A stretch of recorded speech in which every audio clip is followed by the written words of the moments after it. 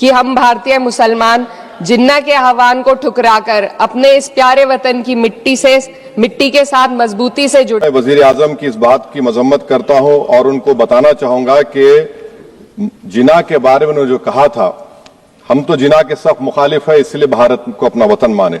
तो किसी शायर ने अच्छा कहा था वजीर आजम के बारे में कि फरेब देकर जमाने को पारसा ना बनिए, इन्हें कहो कि वो बंदा बने खुदा ना बने, अमीर शहर यही चाहता या हजरत कि हमारी चीख गले में रहे सदा ना बने।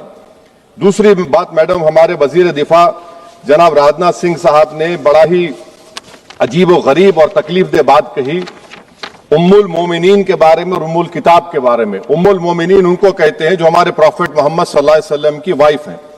वो हम तमाम मुसलमानों की मां, हम उनको तस्वुर करते हैं, मगर हम उनकी इबादत नहीं करते, हम अपनी मां की इबादत नहीं करते। उम्मुल किताब कुरान है, हम कुरान की इबादत नहीं करते, कुरान अल्लाह का बिजावा कलाम है।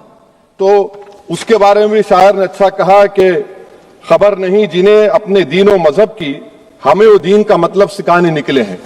हमारे संविधान का जो प्रियम्बल है वो क्या कहता है? Liberty of thought, expression, belief, faith and worship.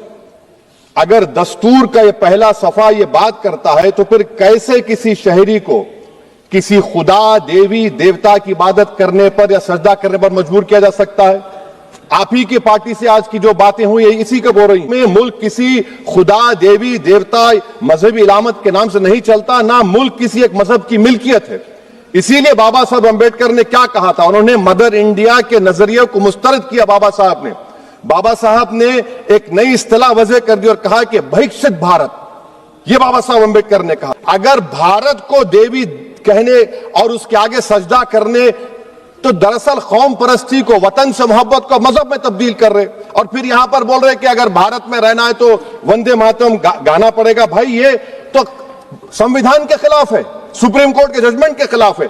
अगर वंदे मातरम मैडम कौमियत का मियार है तो फिर सवाल यह है कि हजरत मोहानी की कौमियत क्या थी जिसने इनकलाब जिंदाबाद का नारा दिया? अगर यूसुफ मेहरली ने quit India Simon go back का नारा दिया तो उसकी कौमियत क्या थी? अगर हैदराबाद से मौलवी अलाउद्दीन जो मक्का मस्जिद का पहला मुजरिम है काला पानी में, और तुरेबाज खान जो मारकर लाश को लटका दिया गया था हैदराबाद में 8 दिन तक, उसकी कौमियत क्या थी? अल्लामा फजले खैराबादी का सेल काला पानी का पुकार कर से पूछ रहा है जो वहीं पर मर गए, खबर वहां पर है, बताओ मेरी कौमियत क्या थी? मैडम मैं एक मुसलमान हूं, मैं इस्लाम को मानने वाला बावकार इंसान हूं और मेरे मजहब की बुनियादी तालीम तौहीद है, ला इलाहा इल्लल्लाह, नहीं है कोई खुदा सिवा अल्लाह के। और कुरान में अल्लाह क्या बोल रहा? इय्याका नाबुदु इय्याका नस्तईन, तुम मेरी इबादत करो, मुझे मानो। मुझे कहां से मिल रहा? आर्टिकल 25 से मिल रहा है। मुझे कहां से मिल रहा है? Liberty of thought, expression, belief, faith and worship से मिल रहा है। तो इसको जोड़ना ये बहुत ही खतरनाक होगा। और हमारे प्रॉफिट मोहम्मद सल्लल्लाहु अलैहि वसल्लम जब मदीने को गए तो उन्होंने उस वतन के लिए दुआ की, कहा कि अल्लाह मदीने की मोहब्बत हमारे दिलों में और इजाफा कर दे, मक्के से ज्यादा कर दे। तो ये इस्लाम, मुसलमान होना, हमारे ईमान में मुल्क की मोहब्बत बीच में नहीं आती, और मुल्क से मोहब्बत है और रहेगी हमेशा, क्योंकि ये अजीम कुर्बानियां यहां पर शामिल है जिन्होंने जंग आजादी में हिस्सा नहीं लिया। आज अगर वो वतन की मोहब्बत का दर्ज देंगे तो बड़ा गलत होगा। मुझे वतन से बेइंतहा मोहब्बत है मैडम, और इंशाल्लाह हमेशा रहेगी, मगर बावजूद इसके कि मेरी मस्जिद, मेरी इबादत गाह, मेरे कपड़े, मेरे कारोबार पर हमले होते, मगर मैं फिर भी कहता हूं कि वतन मेरा, हर वतन को हम छोड़कर नहीं जाएंगे। मगर हुब्बुल वतनी का क्या मुतालबा है? हुब्बुल वतनी ये कहता है कि वतन से मोहब्बत है तो जुल्म को खत्म करो, गरीबी को खत्म करो, बेरोजगारी को खत्म करो, जबर का खात्मा करो, अमन का गहवारा बनाओ, पाकिस्तान की दहशतगर्दी को खत्म करो, एक्सप्लॉयटेशन को रोको, शरारत को रोको, मुल्क के खिलाफ की जाने वाली साजिश खत्म करो।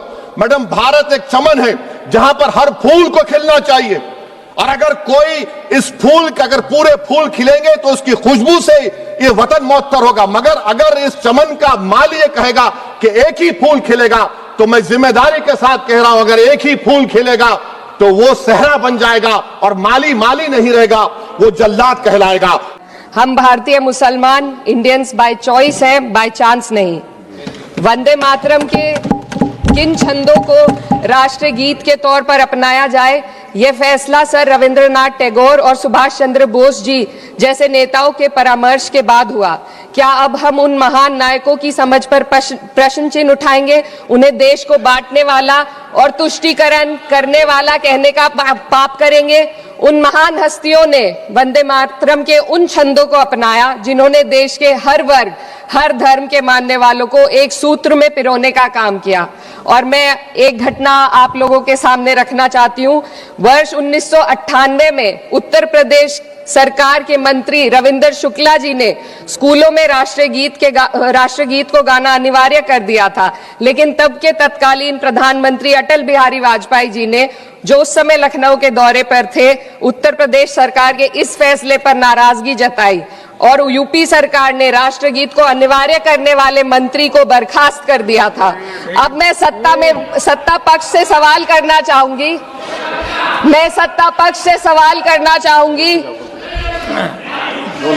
बोलने दीजिए। मैं सत्ता पक्ष से सवाल करना चाहूंगी कि जो विजन आजादी के समय के लोगों का था राष्ट्रगीत को स्वेच्छा पर छोड़ने का, उसी का अनुसरण माननीय अटल बिहारी वाजपेयी जी ने किया, तो क्या वे भी मुस्लिम तुष्टीकरण कर रहे थे? जी नहीं, अटल बिहारी वाजपेयी जी राजधर्म निभा रहे थे। देश में सब धर्मों को एक साथ लाना, सबके जज्बात का एहसास करना ही सबसे बड़ा राष्ट्रवाद है। माननीय अध्यक्ष महोदय, आज हमें वंदे मातरम के असली भाव को समझना जरूरी है। यह गीत तो देश के जल, जंगल, जमीन, हरियाली और निर्मल हवा की वंदना को समर्पित है। यह भारत की जन जन की मंगल कामना करता है कि भारत का हर नागरिक स्वस्थ रहे, सुरक्षित रहे और सम्मान के साथ जी सके। सुजलाम सुफलाम का अर्थ है, सुनिए, ऐसा देश जहां स्वच्छ और पर्याप्त जल हो, जहां नदियां जिंदा हो, बहती हो, जीवन देती हो। अध्यक्ष महोदय, लेकिन अब जरा यमुना का हाल देखिए। दिल्ली प्रदूषण नियंत्रण समिति की 2025 की रिपोर्ट बताती है कि यमुना के कई हिस्सों में बीओडी स्तर 127 mg पर लीटर है तक पहुंच चुका है, जबकि किसी जीवित नदी के लिए ये 3 mg पर लीटर से कम होना चाहिए।